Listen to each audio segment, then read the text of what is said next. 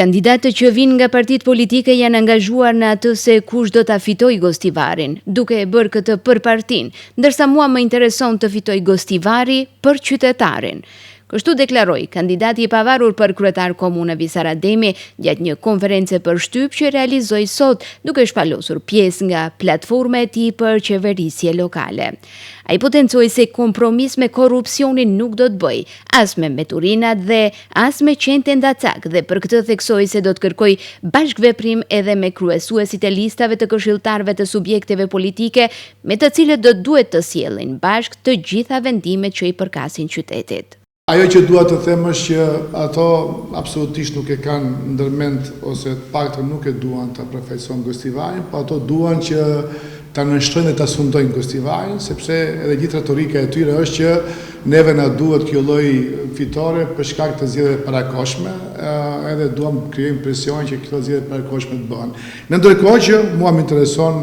Gostivari, më intereson qytetarët e Gostivarit, unë nuk dua as ta nënshtroj, as nuk do ta sundoj, unë dua të zgjidh problemet e Gostivarit, të cilat janë shumë dhaja. Edhe në këtë rrugtimin tim të këtyre problemeve mëdha, unë dua të krijoj një aleancë të madhe me qytetarët, jo me partitë politike,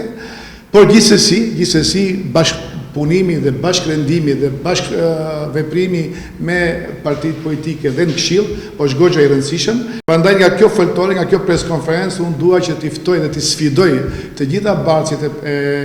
Këshillit nga partitë politike që të mundemi të takohemi edhe të shohim planet e njëri tjetrit me qëllim që të mundemi të bashkërendojmë për 3 principet e mia që i shpalla në preskonferencën e kaluar. Ajo është ta pastrojmë Gostivarin njëherë për gjithmonë nga korrupsioni. Korrupsioni e han një gjeneratë të tërë, edhe ne nuk kemi kohë, të me thënë, të bëjmë ekuivoke dhe të bëjmë kompromise me korrupsionin, sepse korrupsioni na i ka marrë 30.000 qytetarë, na i ka çuar në imigracion.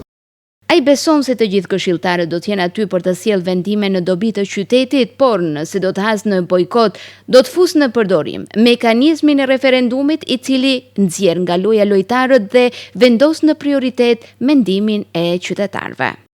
Parashtrojmë pyetje dhe mua, që pse nëse ti s'ke këshill, cila mund ta bësh këtë lloj implementimi kësaj lloj ideje që ne e kemi. Edhe unë shpesh them që unë do bëj aleancë me qytetarë, po okay, ama nuk e ke këshillin mbrapa. Këshillin do mundom të krijojmë një lloj koalicioni, por nëse çdo kush nga këshilli ose partitë politike e bojkotojnë planin tim zhvillimor, ne do e fusim atë që quhet mekanizmi i referendumit. Referendumi është për ne goxha e rëndësishme dhe për herë të parë kemi për ta futur referendumin si çështje për të cilën do t'i pyesim qytetarët për çështjet më emergjente dhe të rëndësishme në vend.